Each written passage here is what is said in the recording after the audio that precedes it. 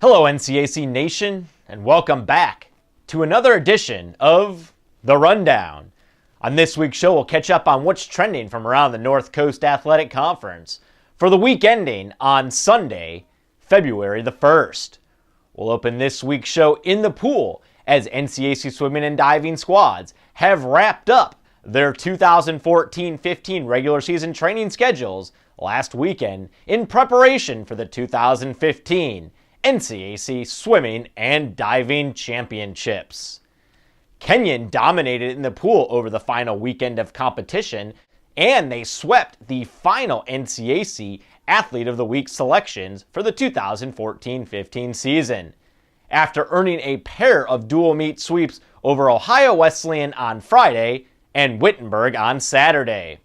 Senior Austin Caldwell collected his second men's award of the season after the Loveland, Ohio native combined for 5 wins on the weekend.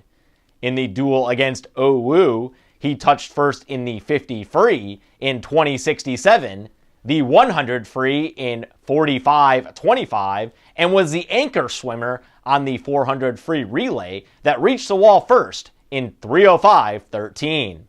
And against Wittenberg, he won both the 100 and 200 freestyle events with times of 45:37 and 1:40:14 respectively. And Kenyon Jr. Katie Kastner also earned her second weekly honor of the season after winning the 100 free in 53:05 and swimming the breaststroke leg on the winning 400 medley relay against OWU, before posting 3 wins on Saturday against Wittenberg in the 100 breast in 106:01, the 200 IM in 2:08:15, and as a member of the winning 200 medley relay that reached the wall first overall in a time of 1:47:77. And NCAC swimming and diving fans, the 2015 NCAC Championship meet is now just 8 days away, as the first event, the women's 3-meter diving competition, is set to take place on Wednesday, February the 11th. The meet continues at the Trumbull Aquatic Center on the campus of Denison University in Granville, Ohio, through Saturday, February the 14th, with prelim sessions beginning each morning at 10 a.m. and nightly final sessions starting at 6:30 p.m. You can visit Denison's championship website for more information on the meet. And now turning our attention to the hardwood. Ohio Wesleyan leaped over 20th ranked Worcester for the top spot in the men's standings last week after the Bishops knocked off the Scots 92-85 on Wednesday and then dispatched Hiram by a 70-64 margin on Saturday.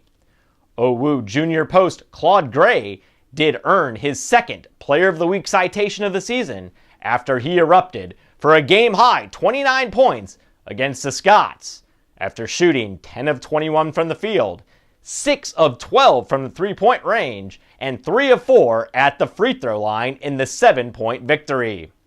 The win over Worcester did secure Ohio Wesleyan's first regular season sweep of the Fighting Scots since the 1987-88 National Championship season.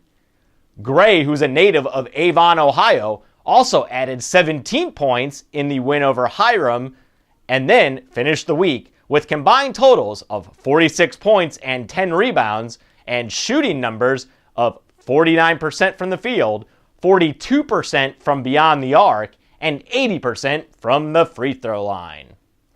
There is another full slate of men's games on the NCAC schedule this week, with 3 games on Wednesday, 2 on Friday, and 5 more on Saturday, highlighted by Wittenberg hosting Ohio Wesleyan on Wednesday, and Wabash traveling to Allegheny on Saturday afternoon. And in women's hoops action, 10th-ranked DePaul continued its dominance over league foes by improving to 11-0 with a pair of wins last week over Denison and Oberlin, while Wittenberg ran its current winning streak to 4 straight and jumped into second place in the league standings at 7-3 overall following a pair of impressive wins last week against Ohio Wesleyan and Denison. And Wittenberg senior Caitlin Harrell-Amos nabbed her second Player of the Week selection of the season after triggering a second-half comeback in the Tigers' 41-39 victory over Denison on Saturday. With the Tigers trailing 36-21 with 9 minutes left in the game, Harrell-Amos drained 2 key three-pointers during a 14-0 run and then delivered the knockout punch on a made jumper with just 15 seconds left in the game. Harrell-Amos led the Tigers with 10 points and 8 rebounds in the win over Denison, while also posting game highs with 19 points and 9 rebounds in the 66-55 win over Ohio Wesleyan on Wednesday. NCAC women's teams also have a busy schedule this week, with 8 total games on the slate, led by Denison hosting Oberlin on Wednesday night, and Wittenberg traveling to Allegheny on Saturday afternoon. Well, as always, NCAC sports fans, for up-to-date news, stats, and standings from around the North Coast Athletic Conference, you can visit our website at www.northcoast.org. Also be sure to follow us on Twitter at NCAC, as well as like us on Facebook. Well, that puts a wrap on this week's show, but be sure to join us again next week for another edition of The Rundown.